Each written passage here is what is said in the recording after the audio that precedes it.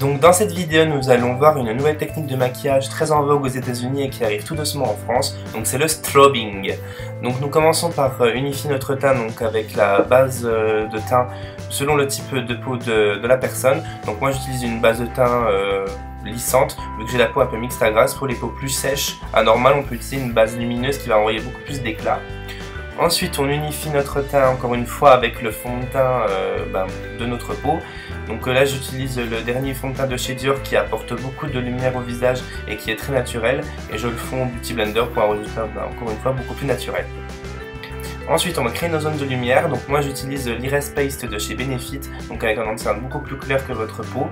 Donc je le place vraiment sous l'œil et je remonte comme vous voyez bien au niveau des tempes et je descends assez bas au niveau du dessous de l'œil pour vraiment créer un halo de lumière vraiment au niveau du regard, c'est très important. On met sur l'arcade sourcilière également, au niveau de l'arête du nez, au niveau du menton et de l'arc de Cupidon.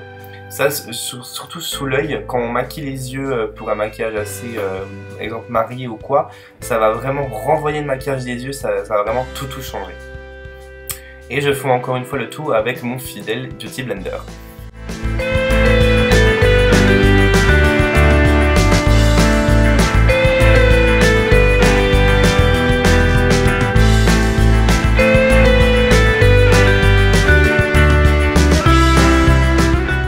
Une fois tout estompé, nous allons sceller le tout avec une poudre transparente de préférence. Donc moi j'utilise la dernière de chez Yves Saint Laurent car elle a des nacres à l'intérieur. Encore une fois, ça va renvoyer la lumière. Ce n'est pas pailleté, ça va juste refléter la lumière légèrement.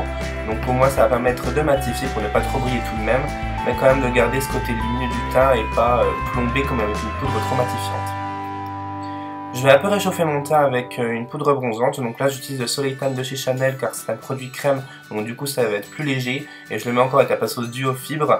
Donc là, je ne fais pas du tout de contouring. Le contouring, c'est fini. Je réchauffe juste mon teint pour ne pas être un peu trop clair.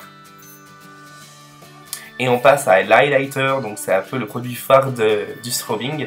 Donc en fait c'est un produit crème très lumineux qu'on va placer donc juste sur l'ossature de nos pommettes. Donc on ne va pas trop sur le cerne et on ne descend pas trop au niveau des pores. On reste vraiment au niveau à la moitié de l'œil on va dire, et puis on remonte un peu au niveau des tempes. Donc c'est vraiment ce côté lumineux, moi j'adore. Donc je fonds toujours avec le Beauty Blender, je trouve que c'est mieux qu'au doigt ou au pinceau.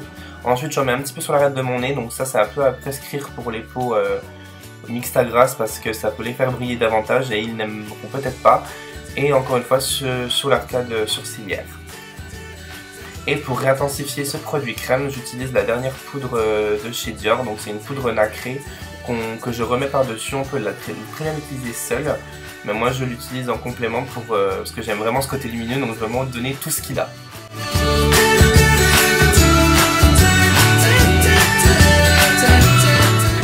Et voilà le résultat final, donc vous voyez ça fait vraiment un rendu très lumineux, très naturel, très glowy comme ils disent aux États-Unis.